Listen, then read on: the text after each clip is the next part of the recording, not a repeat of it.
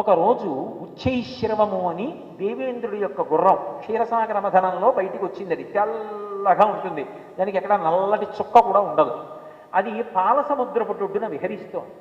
ఈ అక్క చెల్లెళ్ళిద్దరూ ఒకరోజు సాయంకాలం బయలుదేరి అలా బయటికి వచ్చారు వ్యాహ్యానికి. వినత అంది, అక్క అక్క చూశావే, పాల సముద్రాన్ని చిలికినప్పుడు నురుగు వస్తే ఎలా ఉంటుందో అంత తెల్లగా ఉందే అక్క. ఆ గుర్రం ఎక్కడా దాని మీద మచ్చలేదే. కద్రు ఒక కావాలని, అంటే శాపం ఫలించే సమయం వచ్చింది.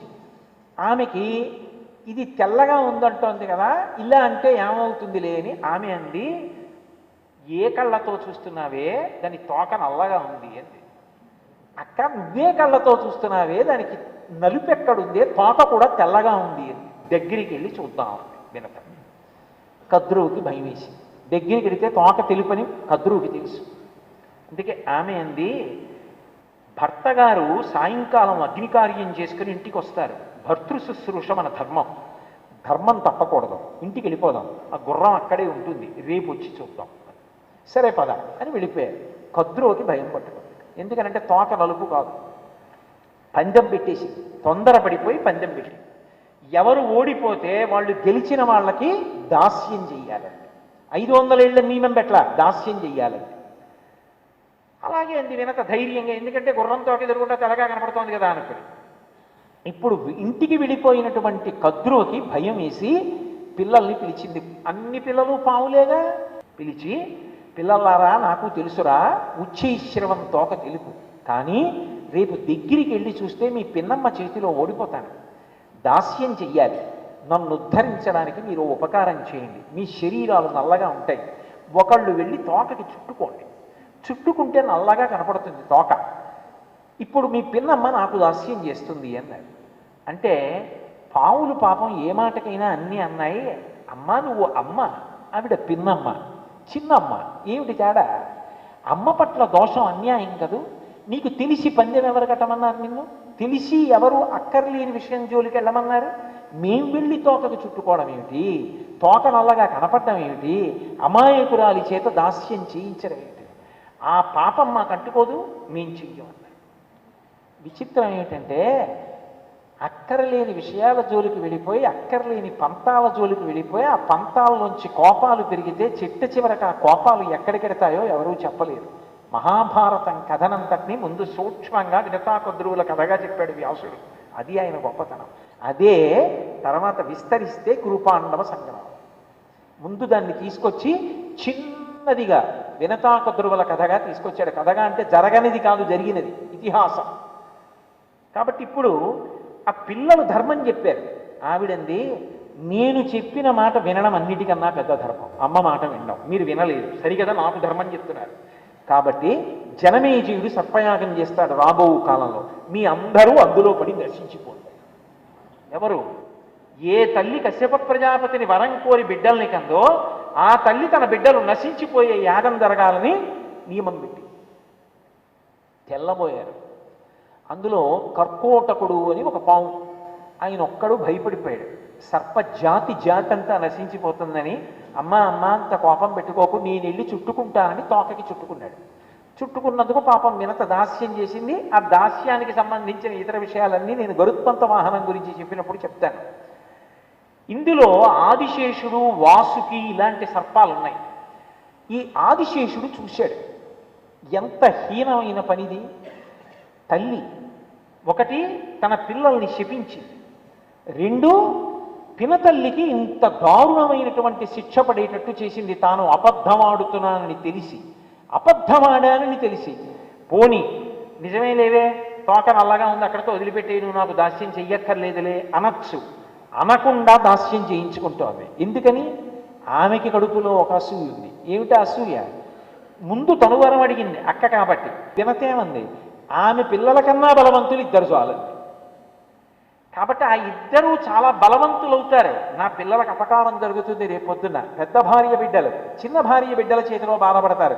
ఆమె నాకు దాసి అయితే దాసీపుత్రులు దాసులు, వాళ్ళు నా పిల్లలకి సేవ చేస్తారు, వాళ్ళ బలం పనికి రాకుండా పోతున్నారు. ఆవిడ అసూయతో ఆవిడ చేసింది. కథంతా అసూయే. ఏమి జీవితాలు ఇవి? వీళ్ళెవ్వరికీ సరి అయిన నిలకడ లేదు, ధర్మం గురించి ఆలోచన లేదు. చిచ్చి ఇలాంటి చోట నేను కుటుంబ సభ్యుణ్ణని అనిపించుకోలేను, నా బుద్ధి జీవితం అని ఆదిశేషుడు వెళ్ళిపోయాడు.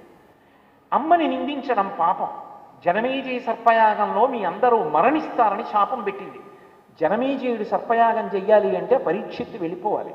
పరీక్షిత్తు శరీరం పడిపోతే జనమేజయుడు వస్తాడు రాజ్యానికి.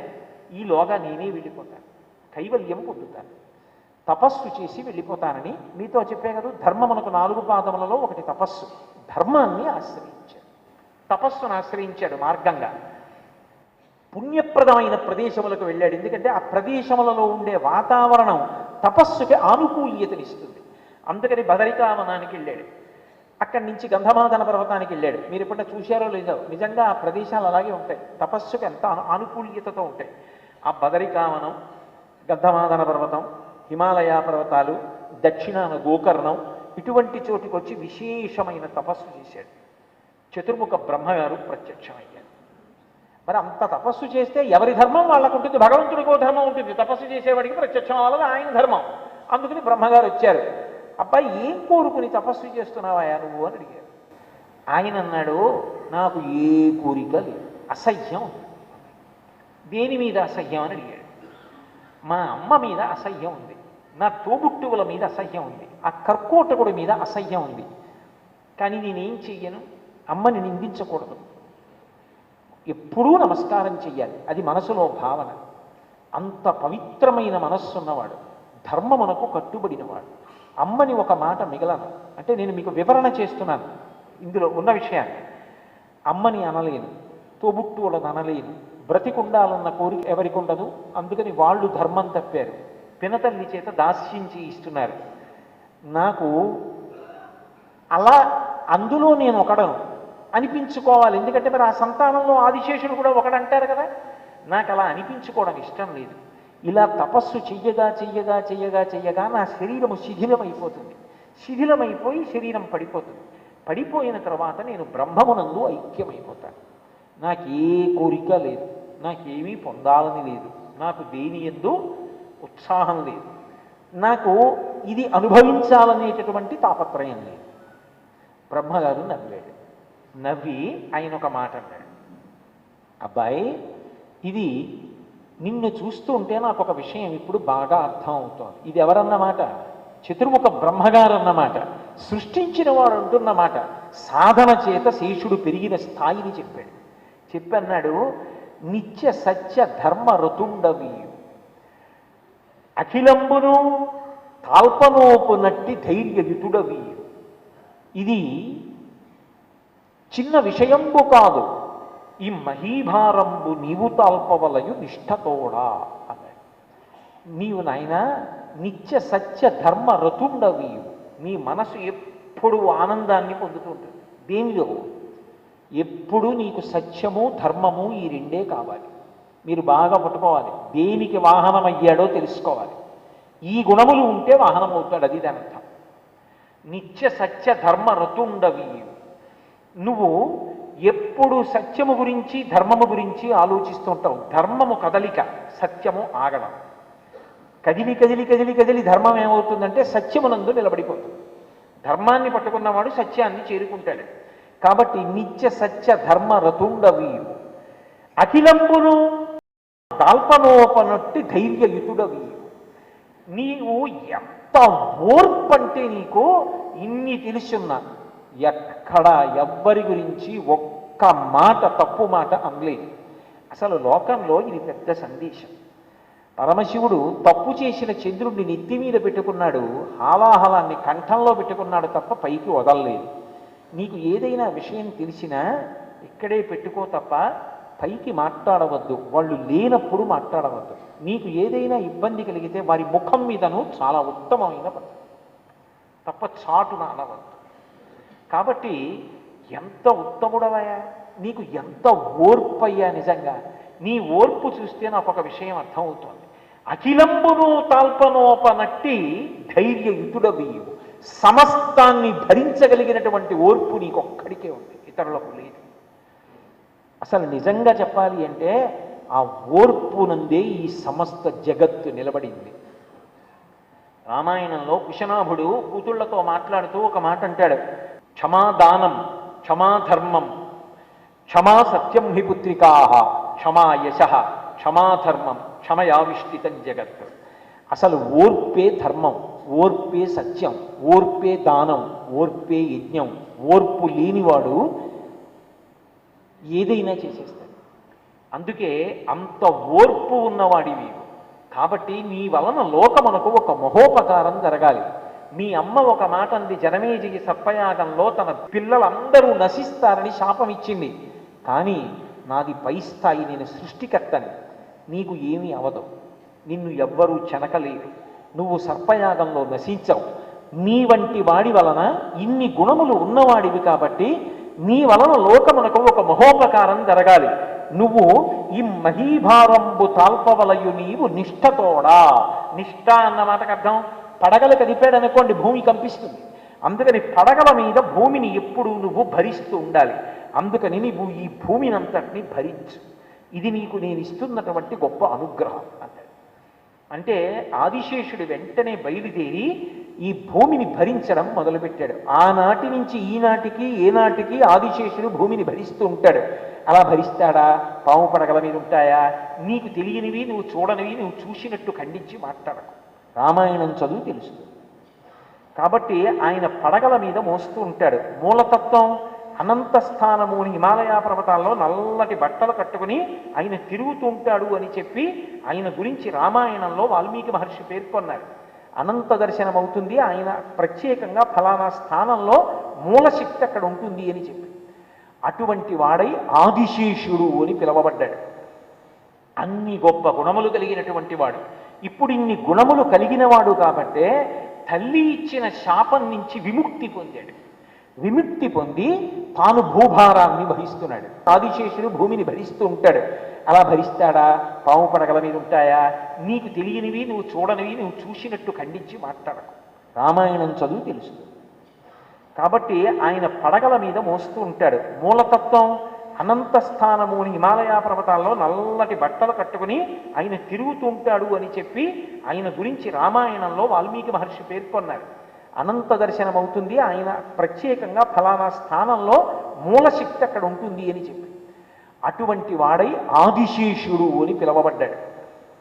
అన్ని గొప్ప గుణములు కలిగినటువంటి వాడు. ఇప్పుడు ఇన్ని గుణములు కలిగిన వాడు కాబట్టే తల్లి ఇచ్చిన శాపం నుంచి విముక్తి పొందాడు. విముక్తి పొంది తాను భూభారాన్ని వహిస్తున్నాడు. ఇంత భూభారాన్ని వహించడం ఒక్కటే కాదు, ఆయన భగవంతుణ్ణి వహించాడు. ఎవడు సత్యాన్ని లోపల పట్టుకున్నాడో, ధర్మాన్ని పట్టుకున్నాడో వాడు భగవంతుణ్ణే పట్టుకున్నాడు. కాబట్టి ఇప్పుడు భగవంతుణ్ణే పట్టుకున్నాడు కాబట్టి భగవంతుడికి వాహనం అయ్యాడు. అది దాని అర్థం. పైకి పాము, లోపల పరమ సౌందర్యం. నువ్వు పైకి అద్భుతంగా కనపడి పెద్ద అంచు పంచకట్టి ఎంతో చక్కగా అలంకారం చేసుకుని కనపడినా లోపల విషం ఉంటే పరమేశ్వరుడికి తెలుసు నిన్నెక్కడ ఉంచాలో. పైకి నువ్వు ఎలా ఉన్నా లోపల అమృతం ఉన్నప్పుడు అది పాము అయినా తెచ్చి నెత్తి మీద పెట్టుకోవడం, కంఠంలో వేసుకోవడం భగవంతుడికి తెలుసు. అది పైకి పాము శరీరం, కానీ దాని గుణములు సర్వోత్కృష్టములు. అందుకే నాకేం వద్దు, నేను వదిలిపెట్టేస్తాను అన్నీ అన్నవాణ్ణి కాదు. నువ్వు భూభారం వహించమని ఆ గుణముల చేత భగవంతుణ్ణి లోపల వహిస్తున్నాడు. పై శరీరం కాదు గొప్ప, లోపల గుణములు గొప్ప. నువ్వు ఎవడివి అన్నది నాకు అనవసరం, నువ్వు ఏమిటి అన్నది అవసరం. నీ గుణములు ఎటువంటివి అన్నదాన్ని బట్టి నిన్ను స్తుతించవలసి ఉంటుంది, కీర్తించవలసి ఉంటుంది, గౌరవించవలసి ఉంటుంది. దాని చేత భగవంతుని యొక్క అనుగ్రహమునకు పాత్రుడవుతాడు.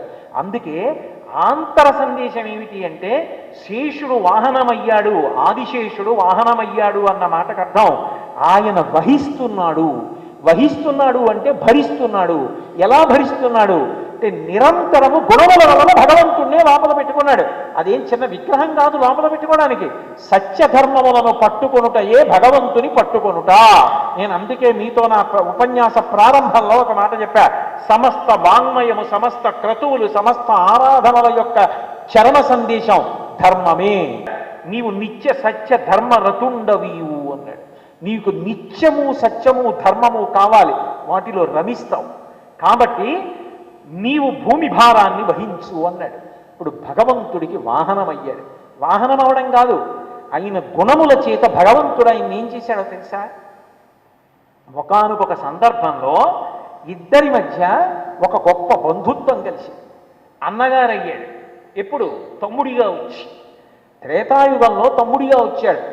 ఆదిశేషుడే లక్ష్మణస్వామిగా వచ్చాడు. ఆయన ఎప్పుడు లోపల భగవంతుడి గురించి చింతన చేస్తూ ఉంటాడు. ఆ చింతన చేయడంలో ఆర్ద్రత ఉంటుంది. ఆర్ద్రత అంటే తడి. తడి అంటే కరిగిపోయే లక్షణం. అమ్మో రాముడిగా వెళుతున్నాడే, రావణ సంహారం చేయాలి, 16 గుణములు ఉన్నవాడిగా వెళ్ళిపోతున్నాడే భూమి మీదకి, ఎంత నొచ్చుకుంటాడో, ఎన్ని కష్టాలు పడాలో, ఆ రామరావణ సంగ్రామంలో నరుడిగా నిలబడ్డంలో ఎన్ని బాధలు పడవలసి ఉంటుందో. అమ్మో స్వామి ఒక్కడు వెళ్ళడమే, నేను ఆయన వెనకాల పెడతాను, ఆయన్ని కాపాడుకుంటాను, ఆయన్ని రక్షించుకుంటాను. అది ప్రేమ. ప్రేమకి హద్దు తెలియదు. ప్రేమకున్న లక్షణం ఏమిటంటే కరిగిపోయే స్వభావం ఉన్నది. కాబట్టి నేను కాపాడగలనా అన్న భావన ఉండదు, నేను కాపాడుకుంటానంటాడు అంతే. అందుకే నిజానికి కృష్ణుడు పరిపూర్ణావతారం. కానీ పూతనా సంహారం జరిగినప్పుడు ఆవిడ గుండెల మీద పడి పిల్లవాళ్ళ ఏమీ తెలియని వాళ్ళ ఆయన ఆడుకుంటుంటే ఆ యశోద వచ్చి పిల్లాడిని ఎత్తుకుని, అయ్యో పిల్లవాడా, నేలంగూలిన మేటి పెన్నురమపై నిర్భీతి క్రీడించు ఓ బాలారమ్మని మోపు చేర్చుకొని సంస్పర్శించి ఆరార్తుతం గోళాంగూలము తిప్పి గోరదములం చల్లించి గోమూత్రముం చల్లి బాలాంగంబుల గోమయంబలదిరా 12 నామంబుల అంటారు పోతన గారు. ఆ చిన్ని కృష్ణుడిని తీసుకెళ్లి ఆవు వెనకాతలు నించోబెట్టి తోక తిప్పి పేడ తీసి ఒళ్ళంతా పెట్టి, నీ శిరస్సు గోవిందుడు రక్షించుగాక, నీ భుజములను కేశవుడు రక్షించుగాక, నీ నాభిని ఏదో హృషికేశుడు రక్షించుగాక. ఎవరు? వాళ్ళందరూ కృష్ణుడే. వాళ్ళకి తెలియకపోవచ్చు, కానీ ప్రేమకున్న లక్షణం ఏమిటంటే అందరినీ రక్షించేవాడిని రక్షించుకోవాలనుకుంటాడు, కాపాడుకోవాలనుకుంటున్నా. ప్రేమకున్న లక్షణం అది. అది శేషుడు యొక్క హృదయం. బెంగ పెట్టుకున్నాడు. నరుడిగా విడుతున్నాడే, కోన్వస్మిన్ సంప్రదంలోకే గుణవాన్ కశ్చ వీర్యవాన్ ధర్మజ్ఞశ్చ కృతజ్ఞశ్చ సత్యవాక్యో దృఢవ్రతః చారిత్రేణ చ కోయుక్తః సర్వభూతేషు కోహితః విద్వాన్ కః కస్సమర్థశ్చ కశ్చైక ప్రియదర్శనః ఆత్మవాన్ కో జితక్రోధో జితిమాన్ కో ననసూయకః కస్య బిభ్యతి దేవాశ్చ జాత రోషస్య సంయుగే. నరుడు 16 గుణములు కలిగిన వాడిగా వెళ్ళాడు. అందుకే అమ్మ కడుపులో గర్భవాసం చేసి వెళ్ళాడు. ఇంత కష్టపడబోతున్నాడే, నేను కూడా వెనకాతలు వెడితే కొంత కష్టాన్ని నేను భరించచ్చేమో అని తమ్ముడిగా వెళ్ళాడు, లక్ష్మణస్వామిగా వెళ్ళి. అందుకే అన్నయ్యను వదలడు. ఆ యుగంలో ఆ అవతారంలో గొప్పతనం ఏమిటంటే, నచతేన వినా నిద్రా లభతే పురుషోత్తమా మృష్ణమన్న ముపానీతామశ్నాతి నచితం వినా అన్నారు మహర్షి బాలకాండలో. ఆ లక్ష్మణస్వామి పక్కన లేడనుకోండి రాముడికి నిద్ర పట్టదు, లక్ష్మణస్వామి పక్కన లేడనుకోండి రాముడికి అన్నం సహించదు. ఇద్దరి ప్రేమ అటువంటిది. భక్తుడి ప్రేమని గ్రహించిన భగవంతుడు కూడా అంత ప్రేమని పొంది ఆర్ద్రత పొందుతాడు. అందుకే లక్ష్మణుడు అంతే అంత ప్రీతి. ఆ లక్ష్మణుడు రాముడి సేవ చేయి అంటే కుదరదు, రాముడు కనపడుతుండాలి, ఎప్పుడు రాముడిని రక్షించుకోవాలి. అందుకని పక్కనే ఉంటాడు. అందుకే ఒకప్పుడు అరణ్యవాసం చేస్తుంటే పిలిచాడు లక్ష్మణస్వామి. పిలిచి అన్నాడు, లక్ష్మణ లక్ష్మణ, ఇంటి దగ్గర కౌసల్యని సుమిత్రని ఆ భరతుడు తిరిగి వచ్చి ఇబ్బంది పెడతాడేమో, ఎందుకైనా మంచిది నువ్వు వెళ్ళిపో అన్నాడు. మిష పెట్టాడంతే. నిజానికి భరతుడు అటువంటి పనులు చెయ్యడని రాముడికి తెలియదా? వెంటనే లక్ష్మణస్వామి అన్నాడు, అన్నయ్య నచ సీత త్వయాహీనా నచాహమపి రాఘవ, నువ్వు ఈ మాట సీతమ్మకి చెప్పచ్చుగా అన్నయ్య, ఆమె కూడా ఇంటికి పెద్ద కోడలుగా, ఇంటికి వెళ్ళి చూడవే, కౌసల్యకి ఇబ్బంది వస్తుందో సుమిత్రకి ఇబ్బంది వస్తుందో, నువ్వు ఉంటే ఇలాంటివి జరగవు, నీ గురించి భయపడతారు కదా, నువ్వు ఉన్నావని, అందుకు నువ్వు వెళ్ళిపో అని చెప్పచ్చుగా. కానీ నువ్వు చెప్పవన్నయ్యా వదినికి. ఎందుకు చెప్పవో తెలుసా? నచ సీతా త్వయాహీనా నచాహమపి రాఘవ ముహూర్తమపి జీవావో జలన్మచ్చా విమాతృతో అన్నాడు. అన్నయ్య సీతమ్మ నిన్ను విడిచిపెట్టి ఉండలేదని నీకు తెలుసు కనుక నువ్వు వెళ్ళమన్నావు, నన్ను వెళ్ళమంటున్నావు. ఎందుకని? నిన్ను విడిచిపెట్టి వెళ్ళి ఉండి నేను బ్రతకగలనని నువ్వు అనుకుంటున్నావు. కానీ అన్నయ్య నేను వెళ్ళిపోవలసిన పరిస్థితి వస్తే, నేను వెళ్ళిపోతూ తల వెనక్కి తిరిగి చూస్తూ వెళ్తున్నప్పుడు నువ్వు నాకు ఎంతసేపు కనపడతావో అంతసేపు మాత్రమే ప్రాణములతో ఉండి, ఇక నువ్వు కనపడడం ఆగిపోగానే నేను ప్రాణములు వదిలిపెట్టేస్తాను. ఎలా ఉంటుందో తెలుసా అన్నయ్య? బాగా లోతైనటువంటి నీరు కలిగినటువంటి సరోవరంలో ఈదుతున్నటువంటి చేపని అటుగా విడుతున్నటువంటి ఒక వ్యక్తి చేతితో పట్టుకుని తీసి ఒడ్డున పడేస్తే ఒంటికి నీటి తడి ఉన్నంతసేపు మాత్రమే ఎగిరిగిరి కొట్టుకున్నటువంటి చేప ఇక ఒంటి తడి ఆరిపోయిన తరువాత ప్రాణములను విడిచిపెట్టి నేల మీద పడిపోయినట్టుగా నేను కూడా నువ్వు కనపడినంతసేపు మాత్రమే ప్రాణములతో ఉండి నువ్వు కనపడకపోవడం జరగగానే ప్రాణములు వదిలిపెట్టేస్తానన్నాయా, ఇది నా బలహీనత అని చెప్పాడు. అందుకే రామావతార పరిసమాప్తి చేయించాలి అంటే ఉత్తరాఖండలో లక్ష్మణస్వామిని ముందు పంపించేశాడు. ఆయన సరయూ ప్రవేశం చేసేశాడు. రాముడు నేను ఉండలేనని సరయూ ప్రవేశం చేసేశాడు. శేషుడు తమ్ముడిగా అనువర్తించాడు, బంధువు అయ్యాడు. తమ్ముడిగా వెళ్ళి ఓ మాట అనుకున్నాడు, ఏం సాధించాను? కష్టమంతా అన్నయ్యదే. ఇన్ని కష్టాలు అన్నయ్య పడ్డాడు, పూర్తి స్థాయిలో ఆ కష్టాలు నేను పడి అన్నయ్యని సుఖపెట్టలేకపోయానే, తమ్ముడిగా వెళ్ళడం వల్ల కదా ఈ ఇబ్బంది వచ్చింది, ఈ మాట అన్నయ్యగా వెడతానన్నాడు. ఆ ప్రేమ అది. అందుకు వాహనం అయ్యాడు, లోపల వహించాడు భగవంతుడు. అందుకని ద్వాపరయుగం వచ్చేటప్పటికీ కృష్ణుడి కన్నా ముందు వచ్చాడు, బలరాముడిగా వచ్చాడు. బలము మిగుల కలగ బలభద్రుడనిలో ఒక రమణుడగుట చేసి రాముడనియు ఆ సతికి పుట్టె గర్భ సంకర్షణంబున సంకర్షణుండనడి గనుడు సుతుడు అంటారు భాగవతంలో. గర్భ సంకర్షణం చేత సంకర్షణుడన్న పేరుతో బలరాముడై పుట్టాడు. పుట్టి నాగలితో భూమినంతటినీ లాగేయగలిగినంతటి బలం, ఎందుకని ఆదిశేషుడి బలం అది. ఆ ఆదిశేషుడు బలరాముడిగా వచ్చి నిరంతరం కృష్ణుడిని రక్షించుకుంటాడు. అందుకే రుక్మిణీ కళ్యాణ సందర్భంలో ఆ వచ్చినటువంటి అగ్నిజ్యోతనుడన్న బ్రాహ్మణుడు ఒక మాట అన్నాడు. ఆ రుక్మిణీదేవి ఇచ్చినటువంటి సందేశాన్ని చెప్పి చదివి వినిపించాడు. వెంటనే బయలుదేరి వచ్చేసేయండి అన్నాడు. తగు నీ చక్రి విదర్భరాజు సతకం తజ్జంబు వైదర్భ్యం, నీకు ఆమె తగుతుంది, ఆమె నీకు తగును, కాబట్టి ఇంకా ఆలస్యం చేస్తావెందుకు? మా ఉపాధ్యాయులయాన పెండ్లి ఎదురు తప్పదు జప్యములేల నీవు నీ తోయము వారి కూడుకొని తోయరుహారణ తెత్తుకాని విచ్చేయుము శక్తులను నురుము చేయుము శుభంబు చేయుము ఇలన్నాడు. అనేటప్పటికి ఇదిగో వచ్చేస్తున్నానన్నాడు. దారుకుండి పిలిచాడు, రథం పొంచమన్నాడు, రథం ఎక్కేశాడు, వెళ్ళిపోయాడు కుండినపురానికి. బలరాముడికి తెలిసింది, అయ్య బాబోయ్ తమ్ముడు ఒక్కడు వెళ్ళిపోయాట, అక్కడ జరాసంధుడు ఉన్నాడు, శిశుపాలుడు ఉన్నాడు, వీళ్ళందరూ కలిసి తమ్ముడిని ఏమైనా ఇబ్బంది పెడతారేమో అని యాదవ సైన్యాన్ని అంతటినీ తీసుకుని తమ్ముడి రక్షణ కోసం వెళ్ళాడు. అంటే అన్నగారిగా ఉండి ఎప్పుడూ తమ్ముడిగా ఉన్నటువంటి కృష్ణ పరమాత్మ యొక్క సంరక్షణమునందు పరిపూర్ణావతారమైనా సరే అమ్మో నా తమ్ముడు, అమ్మో నా తమ్ముడు, అమ్మో నా తమ్ముడు అని అలా తమ్ముడి మీద పరమ ప్రేమతో కాపాడుకున్నాడు. అంటే వహిస్తున్నాడు లోపల ప్రేమతో, భగవంతుణ్ణి ఎప్పుడూ భరిస్తూ ఉంటాడు, ఆయన గురించే సతతము చింతిస్తాడు. అది వాహనంగా పైకి చూపిస్తే శేషుడి యొక్క వాహనం. ఒకసారి ఇంకొక ఆశ్చర్యం చేశాడు. తన శరీరాన్ని అంతటినీ కూడా త్యాగం చేసేయడానికి సిద్ధపడ్డాడు. దేనికోసం? లోకోపకారం కోసం పణంగా పెట్టేశాడు శరీరాన్ని. త్రిపురాసుర సంహారం చేయవలసి వచ్చింది. వాళ్ళు 3 పురములకు అధినేతలు, 3 రాక్షసులు. వాళ్ళు వరం అడిగారు బ్రహ్మగారిని, 3 పురములు తయారు కావాలి, అవి ఎప్పుడు నిలబడకూడదు, ఎప్పుడు తిరుగుతూ ఉండాలి. ఒకటి బంగారముతో, ఒకటి వెండితో, ఒకటి ఇనుముతో తయారు కావాలి. అవి అలా తిరిగి తిరిగి తిరిగి తిరిగి తిరిగి కొన్ని వేల సంవత్సరముల తర్వాత ఒక్కరోజు మాత్రమే మధ్యాహ్నం వేళలో ఒక సరళ రేఖలోకి రావాలి. అలా సరళ రేఖలోకి వచ్చి కొంచెం సేపు ఉంటాయి, అప్పుడు పుష్కలావర్త మేఘములు కురుస్తూ ఉండాలి.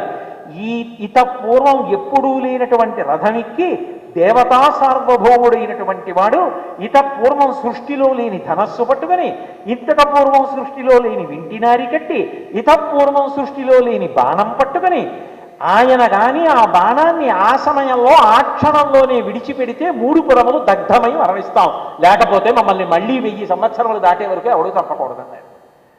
తథాస్తు అన్నాడు బ్రహ్మగారు. వాళ్ళ ఆగడాలు పెరిగిపోయి దేవతలందరూ దేవతా సార్వభౌముడు కనుక పరమశివుడి దగ్గరికి వెళ్ళారు. అయ్యా శివ, నువ్వు తప్ప ఎవరు నిర్జిస్తారు, కాబట్టి బయలుదేరి త్రిపురాసుర సంహారం చేయి అన్నారు. ఇత పూర్వం సృష్టిలో లేని రథం కావాలి, అందుకని ఈ భూమిని అంతటినీ రథం చేసుకున్నాడు. ఈ భూమిని లాగడానికి గుర్రాలు కావాలి, వేదాలు గుర్రాలు చేసుకున్నాడు. వీటిని నడపడానికి కొరడా కావాలి, ప్రణవాన్ని కొరడాగా చేసుకున్నాడు. మేరు పర్వతాన్ని తీసుకొచ్చి ధనస్సుగా చేసుకున్నాడు. దానికి వింటినారి కావాలి, ఆదిశేషుణ్ణి తీసుకొచ్చి వింటినారి చేసుకున్నాడు. ఆయన ఒప్పుకున్నాడు, నన్ను వింటినారిగా వాడుకో, లోకహితం కోసం త్రిపురాసుర సంహారంలో నన్ను వింటినారిగా వాడుకోమంటే పైన కింద కట్టేసి మేరు పర్వతం అనబడేటటువంటి పెద్ద ధనస్సు కట్టాడు. నారాయణుణ్ణి బాణం చేశాడు. దాన్ని తీసుకొచ్చి కాలాగ్ని అనబడేటటువంటి విషంలో మునుకు ముంచి ఆ పావుకి తొడిగి బాణాన్ని లాగుతున్నాడు. అక్కడ ఒక చమత్కారం జరిగింది అన్నారు భీమఖండంలో.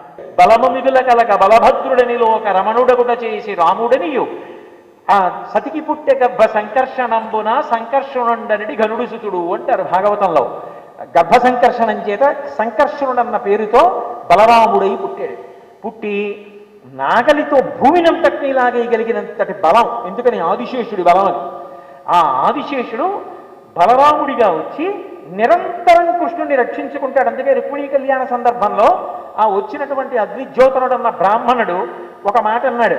ఆ రుక్మిణీదేవి ఇచ్చినటువంటి సందేశాన్ని చెప్పి చదివి వినిపించాడు. వెంటనే బయలుదేరి వచ్చేసేయండి అన్నాడు. తగునీ చక్రి విదర్భరాజు సతకుం తథ్యంబు వైదర్భ్యం, నీకు ఆమె తగుతుంది, ఆమె నీకు తగును, కాబట్టి ఇంకా ఆలస్యం చేస్తావెందుకు? మా ఉపాధ్యాయులయాన పెండ్లి ఎదురు తప్పదు జప్యములేల నీవు నీ తోయము వారి కూడుకొని తోయరుహారణ తెత్తుకాని విచ్చేయుము శక్తులను నురుము చేయుము శుభంబు చేయుమిలన్నాడు. అనేటప్పటికి ఇదిగో వచ్చేస్తున్నాను అన్నాడు. దారుకుణ్ణి పిలిచాడు, రథం పొంచమన్నాడు, రథం ఎక్కేశాడు, వెళ్ళిపోయాడు కుండినపురానికి. బలరాముడికి తెలిసింది, అయ్య బాబోయ్ తమ్ముడు ఒక్కడు వెళ్ళిపోయాట, అక్కడ జరాసంధుడు ఉన్నాడు, శిశుపాలుడు ఉన్నాడు, వీళ్ళందరూ కలిసి తమ్ముడిని ఏమైనా ఇబ్బంది పెడతారేమో అని యాదవ సైన్యాన్ని అంతటినీ తీసుకుని తమ్ముడు రక్షణ కోసం వెళ్ళాడు. అంటే అన్నగారిగా ఉండి ఎప్పుడూ తమ్ముడుగా ఉన్నటువంటి కృష్ణ పరమాత్మ యొక్క సంరక్షణమునందు పరిపూర్ణావతారమైనా సరే అమ్మో నా తమ్ముడు, అమ్మో నా తమ్ముడు, అమ్మో నా తమ్ముడు అని అలా తమ్ముడి మీద పరమ ప్రేమతో కాపాడుకున్నాడు. అంటే వహిస్తున్నాడు లోపల ప్రేమతో, భగవంతుణ్ణి ఎప్పుడూ భరిస్తూ ఉంటాడు, ఆయన గురించే సతతము చింతిస్తాడు. అది వాహనంగా పైకి చూపిస్తే శేషుడి యొక్క వాహనం. ఒకసారి ఇంకొక ఆశ్చర్యం చేశాడు. తన శరీరాన్నంతటినీ కూడా త్యాగం చేసేయడానికి సిద్ధపడ్డాడు. దేనికోసం? లోకోపకారం కోసం పణంగా పెట్టేశాడు శరీరాన్ని. త్రిపురాసుర సంహారం చేయవలసి వచ్చింది. వాళ్ళు 3 పురములకు అధినేతలు, 3 రాక్షసులు. వాళ్ళు వరం అడిగారు బ్రహ్మగారిని, 3 పురములు తయారు కావాలి, అవి ఎప్పుడు నిలబడకూడదు, ఎప్పుడు తిరుగుతూ ఉండాలి, ఒకటి బంగారముతో, ఒకటి వెండితో, ఒకటి ఇనుముతో తయారు కావాలి. అవి అలా తిరిగి తిరిగి తిరిగి తిరిగి తిరిగి కొన్ని వేల సంవత్సరముల తర్వాత ఒక్కరోజు మాత్రమే మధ్యాహ్నం వేళలో ఒక సరళ రేఖలోకి రావాలి. అలా సరళరేఖలోకి వచ్చి కొంచెం సేపు ఉంటాయి. అప్పుడు పుష్కలావర్త మేఘములు కురుస్తూ ఉండాలి. ఇత పూర్వం ఎప్పుడూ లేనటువంటి రథమిక్కి దేవతా సార్వభౌముడైనటువంటి వాడు ఇత పూర్వం సృష్టిలో లేని ధనస్సు పట్టుకొని, ఇంతక పూర్వం సృష్టిలో లేని వింటినారి కట్టి, ఇత పూర్వం సృష్టిలో లేని బాణం పట్టుకొని, ఆయన కానీ ఆ బాణాన్ని ఆ సమయంలో ఆ క్షణంలోనే విడిచిపెడితే 3 పురములు దగ్ధమై మరణిస్తాం, లేకపోతే మమ్మల్ని మళ్ళీ 1000 సంవత్సరములు దాటే వరకు ఎవడు తప్పకూడదన్నాడు. తథాస్తు అన్నాడు బ్రహ్మగారు. వాళ్ళ ఆగడాలు పెరిగిపోయి దేవతలందరూ దేవతా సార్వభౌముడు కనుక పరమశివుడి దగ్గరికి వెళ్ళారు. అయ్యా శివ, నువ్వు తప్ప ఎవరు నిర్జిస్తారు, కాబట్టి బయలుదేరి త్రిపురాసుర సంహారం చేయి అన్నారు. ఇత పూర్వం సృష్టిలో లేని రథం కావాలి, అందుకని ఈ భూమిని అంతటినీ రథం చేసుకున్నాడు. ఈ భూమిని లాగడానికి గుర్రాలు కావాలి, వేదాలు గుర్రాలు చేసుకున్నాడు. వీటిని నడపడానికి కొరడా కావాలి, ప్రణవాన్ని కొరడాగా చేసుకున్నాడు. మేరు పర్వతాన్ని తీసుకొచ్చి ధనస్సుగా చేసుకున్నాడు. దానికి వింటినారి కావాలి, ఆదిశేషుణ్ణి తీసుకొచ్చి వింటినారి చేసుకున్నాడు. ఆయన ఒప్పుకున్నాడు, నన్ను వింటినారిగా వాడుకో, లోకహితం కోసం త్రిపురాసుర సంహారంలో నన్ను వింటి నారిగా వాడుకోమంటే పైన కింద కట్టేసి మేరు పర్వతం అనబడేటటువంటి పెద్ద ధనస్సు కట్టాడు. నారాయణుణ్ణి బాణం చేశాడు. దాన్ని తీసుకొచ్చి కాలాగ్ని అనబడేటటువంటి విషంలో మునుకు ముంచి ఆ పావుకి తొడిగి బాణాన్ని లాగుతున్నాడు. అక్కడ ఒక చమత్కారం జరిగింది అన్నారు భీమఖండంలో. అందరి వరకు నెల్లూరులో అవే కదా ప్రసంగాలు. అక్కడ ఒక చమత్కారం జరిగిందన్నారు. ఎందుకని? ఒక్క రాముడు లక్ష్మణుడు, లేకపోతే ఏదో కృష్ణ పరమాత్మ బలరాముడుగా ఉన్నప్పుడే కాదు, అన్నదమ్ములు ఆదిశేషుడు శ్రీమన్నారాయణుడు అన్నదమ్ములుగా ఇంకొక అవతారంలో కూడా ఉన్నారు. ఎప్పుడు అంటే ఒకానొకప్పుడు శ్రీ మహావిష్ణువు వామనమూర్తిగా వచ్చాడు అదితి కశ్యపులకు. అదితి సేవిస్తే వరం ఇచ్చాడు. ఎలా? అమ్మ నాకొక వరమి, నేను నీ కడుపున పుడతానమ్మా అని అడిగాడు. రవి మధ్యాహ్నమునంచరింప గ్రహ తారాచంద్ర భద్రస్థితిని శ్రావణ ద్వాదశి నాడు శ్రవణమభిజిత్ సన్యాత లగ్నంబునన్ భువనాధీశుడు పుట్యవామనగతిని పుణ్యవ్రతోపేతకున్ దివిజాధీశ్వరు మాతకున్ పరమ పాతివ్రత్య విఖ్యాతకున్ అన్నారు. ఆ అదితి కడుపున వామనమూర్తిగా పుట్టాడు, పొట్టివాడిగా పుట్టాడు. అదితి కడుపున పుట్టినవాడు ఈయన. అదే కశ్యప ప్రజాపతి యొక్క భార్య అయిన కద్రువుకి పుట్టినవాడు ఆదిశేషుడు. ఇద్దరికీ తండ్రి ఒకడైతే వీళ్ళిద్దరు ఏమవుతారు? అన్నదమ్ములు అయ్యారు మళ్ళీ ఇంకో అవతారంలో. కాబట్టి ఆదిశేషుడు విష్ణువు అన్నదమ్ములు.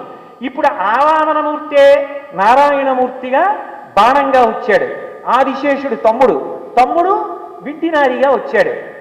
అన్నగారు పైన ఎక్కడో ఉంటాడు, విష్ణులోకం పైన ఉంటుందని కదా చెప్తాం సాధారణంగా. ఓ స్థూల శరీరంతో ఆయన నివాసం చేసి మొరలు వింటే వైకుంఠం పైన ఉంటుంది. ఆదిశేషుడు పాతాళ లోకంలో భూమిని మోస్తూ కిందన ఉంటాడు. ఇంత కింద తమ్ముడు ఉంటాడు, అంత పైన అన్నయ్య ఉంటాడు. ఈయన భూమిని వదిలేసి పైకి ఎక్కడు. ఆయన చూడవలసిన కార్యాలు మానేసి ఈయన దగ్గరికి రాడు. అనుకోకుండా వీళ్ళిద్దరూ కలుసుకునే అవకాశం వచ్చింది. ఎందుకని?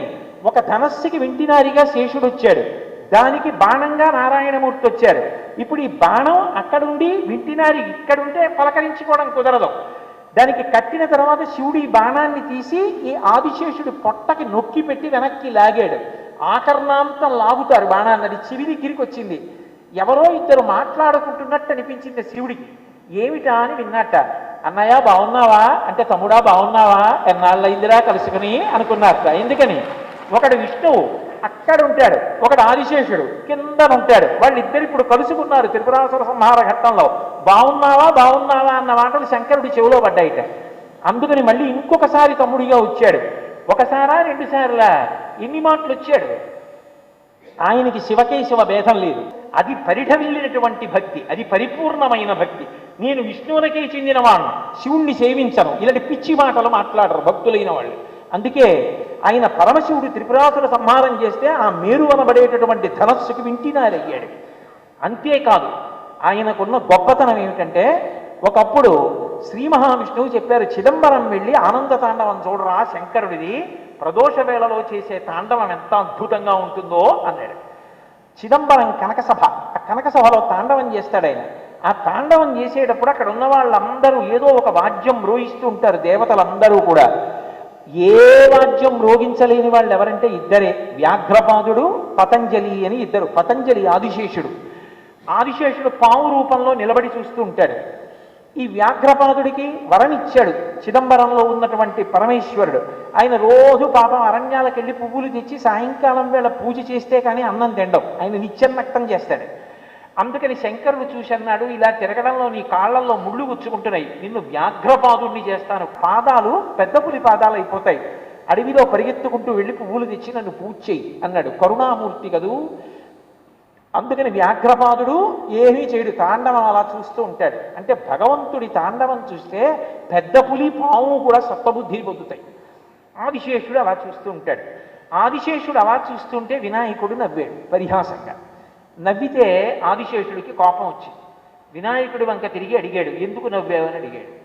అడిగితే ఆయన అన్నాడు, మేమందరం అంటే చేతులు ఉన్నాయి కాబట్టి వాద్యాలు మ్రోగిస్తాం, నువ్వేం చేస్తావు, చేతులా కాళ్ళ నిలబడి తాండవం చూస్తావు తప్ప నువ్వేం మధ్యలో వాయిస్తావా వీణ వాయిస్తావా, పాపం ఏమీ వాయించలేవు కదా, అందుకని నిన్ను చూస్తే జాలేసి నవ్వాను అన్నాడు. ఆదిశేషుడు అన్నాడు, ఈ సృష్టిలో ఇక పూర్వం ఎవరూ చెప్పని గొప్ప స్తోత్రం చెప్తాను, తలబిరుసుతో కదూ ఈ మాట అన్నావు, దీర్ఘాలు లేకుండా హ్రస్వాక్షరాలతో శివతాండవాన్ని వర్ణిస్తానని వర్ణించాడు ఆదిశేషుడు. అదొక అద్భుతమైన స్తోత్రం. వర్ణించి తాండవంలో నేనేం చేయలేదంటున్నావు కదూ, పరమశివుడి పాదానికి ఒక గొప్ప కడియం అయిపోతాను, అయిపోయి ఆయన పాదాన్ని చుట్టుకుంటాను, చుట్టుకుని ఆయన తాండవం చేస్తుంటే ఆయనతో పాటు కదులుతాను నేను కూడా ఆయన పాదంతో. ఇప్పుడు నేను ఆయన శరీరంలో అంతర్భాగం అయిపోతాను. నీ చేయకపోవడం ఏమిటి, నేను ఆయన శరీరంలో భాగం కాబట్టి జరుగుతున్న తాండవాన్ని వర్ణించే కింద స్థాయిలోకి మీరెడతారు అని ఎగిరి వెళ్ళి శంకరుడి పాదానికి చుట్టుకున్నాడు. అంత ఆదిశేషుడు ఆయన పాదానికి చుట్టుకుంటాడంటే పరమశివ వైభవం ఎలా ఉంటుందో చూడండి. శంకరాచార్యులు వారు ఆ శివపాదాదికేశ స్తోత్రం అని ఒక అద్భుతమైన స్తోత్రం చేశారు. అందులో ఒక మాట అన్నారు, శంకరుడు తాండవం చేస్తూ చేస్తూ ఈ కాలు ఇలా ఎత్తి ఆపుతాడు ఒక్క క్షణం. ఎందుకు ఆపుతాడంటే, అంత వేగంగా తాండవం చేస్తుంటే పాము కదూ, పట్టుకుని ఉండలేక జారిపోతుంటాట ఆదిశేషుడు. ఆ విసురుకి కింద పడిపోతాడేమోనని ఒక్క క్షణం మళ్ళీ శరీరాన్ని కాలుకి బిగించుకోవడానికి ఆదిశేషుడికి అవకాశం ఇద్దామని ఏదో నృత్యంలో ఒకసారి భంగిమ పట్టినట్టు కాలు ఎత్తి అలా పెడతాట. వెంటనే శేషుడు బాగా బిగుతుగా చుట్టుకుంటాట, మళ్ళీ నాట్యం చేస్తూ ఉంటాట. అలా ఆదిశేషుడు ఒకప్పుడు ఆయన పాదానికి అందే అయ్యాడు. ఒకప్పుడు త్రిపురాసుర సంహారంలో లోకాలకన్నిటికీ అనుగ్రహం చెయ్యడం కోసం మేరు పర్వతాన్ని శంకరుడు ధనస్సు చేసుకుంటే తాను వింటినారి అయి తన శరీరాన్ని పణంగా పెట్టాడు. ఎంత ఎంత బాధపడ్డాడో ఆ రోజున. ఆ బాణప్రయోగం చేసేటప్పుడు భీమఖండం జరుగుతుంటే తెలుస్తుంది ఆదిశేషుడు పడిన బాధ ఏమిటో. అంత బాధపడ్డాడు, అంత క్లేశపడ్డాడు. అంటే లోకం కోసం తాను బాధపడ్డానికి సిద్ధపడ్డాడు. త్యాగేనైకే అమృతత్వమానసహు. ఇవన్నీ ఎవరి కోసం చేశాడంటే భగవత్ప్రీతి కొరకు. ఇంత నేను కష్టపడినా పర్వాలేదు, భగవంతుడు సంతోషించాలి, లోకములన్నీ నిలబడాలి. ఈ త్యాగబుద్ధితో నిలబడి భగవంతుణ్ణి వహించాడు. అందుకని ఆదిశేషుడి మీద వస్తున్నాడు. శేషవాహనం మీద వస్తున్నాడు అంటే మనందరం చూసి అబ్బా అబ్బా అబ్బా అబ్బా ఎన్ని గుణములు కలిగిన వాడు రా, మాకు కూడా అటువంటి గుణములు కావాలి, ఈశ్వర మాకు కూడా మంచి గుణములని అని ప్రార్థన చెయ్యాలి. అందుకు వాహన సేవ చేస్తారు. వాహన సేవ చేయడం అంటే అంత గొప్పది అనడానికి కారణం అదే. వాహనంతో నడిచినంత మాత్రం చేత ఈశ్వర కృప కలుగుతుంది అనడానికి కారణం అదే. కాబట్టి ఒకప్పుడు శరీరాన్ని ఇచ్చాడు, అంతేనా? ఒకప్పుడు పతంజలి అన్న పేరుతో ఆదిశేషుడు అవతార స్వీకారం చేశాడు. అవతార స్వీకారం చేసి యావత్ మనుష్య జాతికి మహోపకారం చేశాడు. మిగిలిన ప్రాణులకు మనుష్యునికి ఒక ప్రధానమైనటువంటి భేదం ఉంటుంది. ఏమిటా భేదం అంటే మిగిలిన ప్రాణులకు మాట లేదు, కానీ మనుష్యుడికి ఒక్కడికి మాత్రం స్వరపేటిక ఉంది కాబట్టి మాట్లాడగలడు కాబట్టి భగవన్నామం చెప్పి తరించగలడు. ఎంత కష్టంలో ఉన్నవాడి దగ్గరికైనా సరే వెళ్ళి ఓదార్పు వాక్కులు 2 మాట్లాడి అవతలవాడి మనసు స్వాంతన పొందేటట్టుగా చెయ్యగలడు. కేవలం తన మాటల చేత ఎంతో పుణ్యాన్ని మూట కట్టుకోగలడు. ఇది భగవంతుడు మనుష్యునికి ఒక్కడికి ఇచ్చాడు. ఆ మాట సంస్కారవంతము కావాలి. మాట సంస్కారవంతము కావాలి అంటే వ్యాకరణ శాస్త్రం ఇవ్వాలి మనుష్య జాతికి. అందుకే భగవంతుడు మనుష్య జాతికి ఇచ్చినటువంటి మాట బాగా ఉపయోగించుకునేటట్టుగా చెయ్యడానికి మనందరి కోసమని చెప్పి వ్యాకరణాన్ని ఇచ్చిన వాడెవరు అంటే ఆదిశేషుడు పతంజలిగా ఇచ్చాడు. అందుకే మిగిలిన ఏ భాష్యానికి లేని పేరు ఒక్క పతంజలి భాష్యానికి మాత్రం, పాణిని వ్యాకరణానికి ఆయన ఇచ్చిన భాష్యానికి మహాభాష్యము అని పేరు. మూకశంకరులంతటి వాళ్ళు దాన్ని స్తోత్రం చేస్తూ మహాభాష్య వ్యాఖ్యాపటుచయనమరూపయితివా అన్నారు శ్లోకంలో. మహాభాష్యము అని పేరు దానికి. అందుకని వాక్కుని బాగా నిలబెట్టడానికి మహాభాష్యాన్ని ఇచ్చి మనుష్య జాతికి ఉపకారం చేశాడు. ఒకప్పుడు పతంజలి అన్న పేరుతో ఆదిశేషుడు అవతార స్వీకారం చేశాడు. అవతార స్వీకారం చేసి యావత్ మనుష్య జాతికి మహోపకారం చేశాడు. మిగిలిన ప్రాణులకు మనుష్యునికి ఒక ప్రధానమైనటువంటి భేదం ఉంటుంది. ఏమిటా భేదం అంటే మిగిలిన ప్రాణులకు మాట లేదు, కానీ మనుష్యుడికి ఒక్కడికి మాత్రం స్వరపేటిక ఉంది కాబట్టి మాట్లాడగలడు కాబట్టి భగవన్నామని చెప్పి తరించగలడు.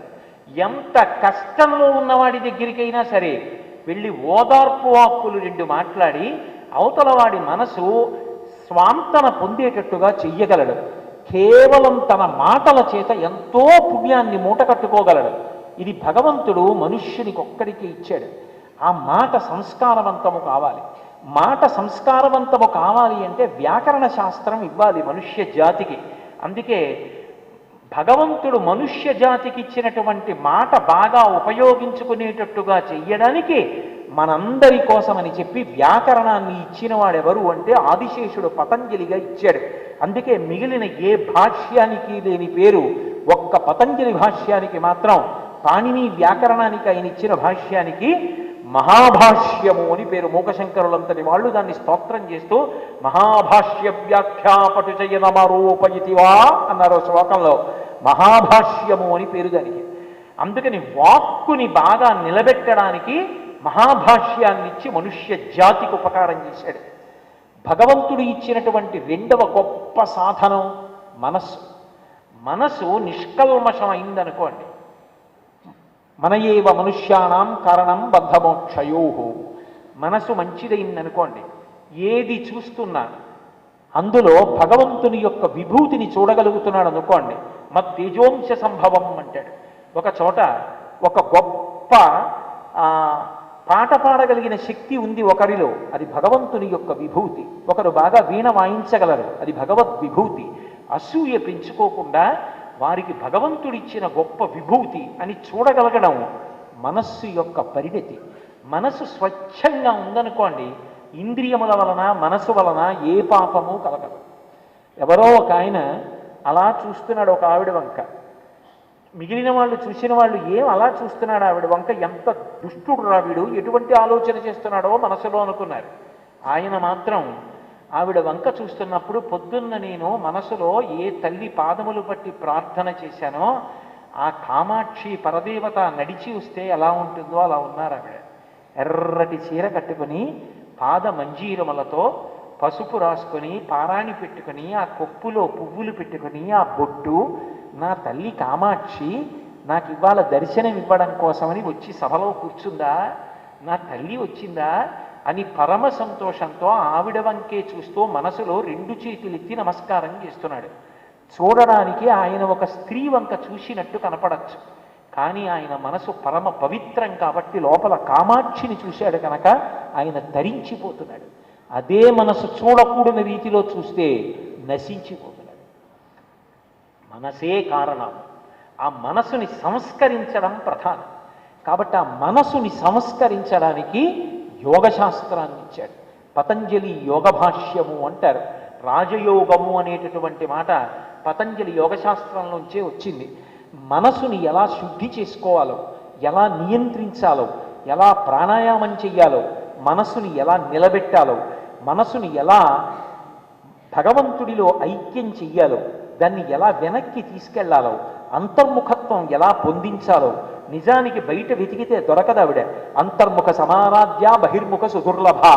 నువ్వు కళ్ళు మూసు కూర్చుంటే నీ ఇంద్రియములు వెనక్కి వెడితే, మనసు వెనక్కి వెడితే భగవంతుడు ఇక్కడ కనపడతాడు. ఆ వెనక్కి ఎలా నడిపించాలో ఇవన్నీ కూడా మహానుభావుడై ఆదిశేషుడు పతంజలిగా వచ్చి యోగ సూత్ర భాష్యాన్ని ఇచ్చాడు. 3వ ఉపకారం, భగవంతుడు మనకి శరీరాన్ని ఇచ్చాడు.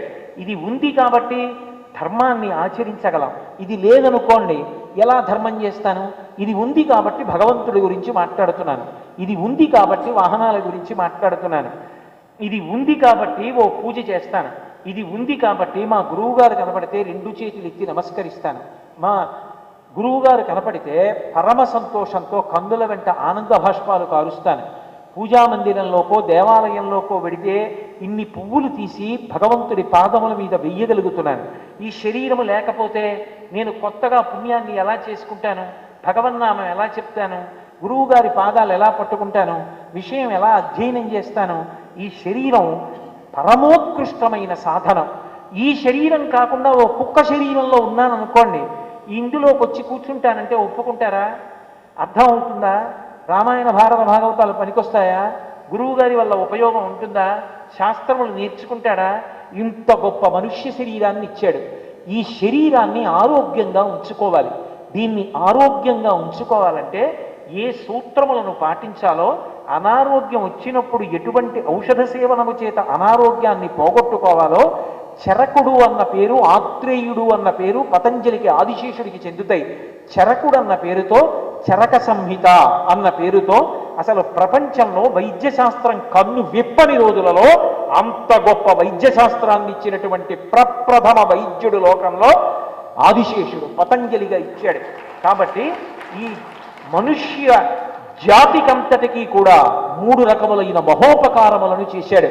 వాళ్ళ శరీరం నిలబడడానికి వైద్యశాస్త్రం ఇచ్చాడు, మనసుని శుద్ధి చేసుకోవడానికి యోగశాస్త్రం ఇచ్చాడు, అలాగే మహానుభావుడు వాక్కుని సంస్కారవంతం చేసుకోవడానికి వ్యాకరణ భాష్యం ఇచ్చాడు. 3 ఉపకరణములకు సంబంధించినటువంటి 3 శాస్త్రములను అందించాడు. అంటే లోకానికి ఉపకారం చెయ్యడమే తన జీవిత ధ్యేయంగా పెట్టుకున్నాడు.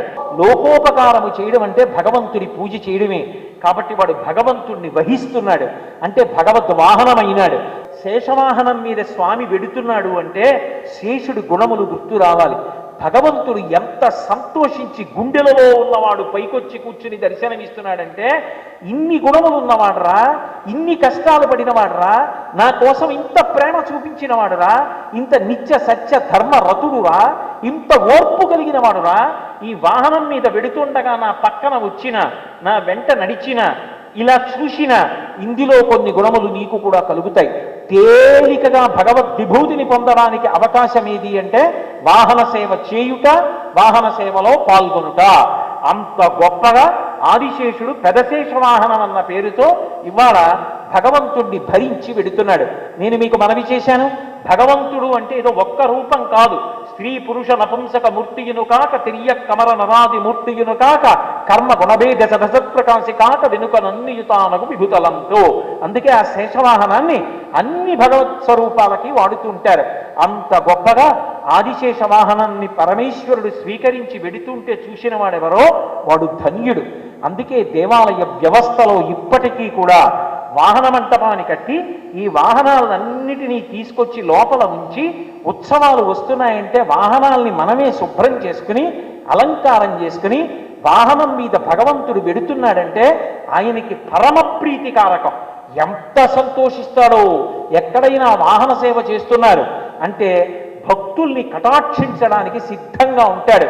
అంత గొప్ప వాహన సేవ, అంత గొప్ప ఆదిశేష వాహన, దాన్నే తేలిక మాటలో పెదశేష వాహనం అని పిలుస్తారు.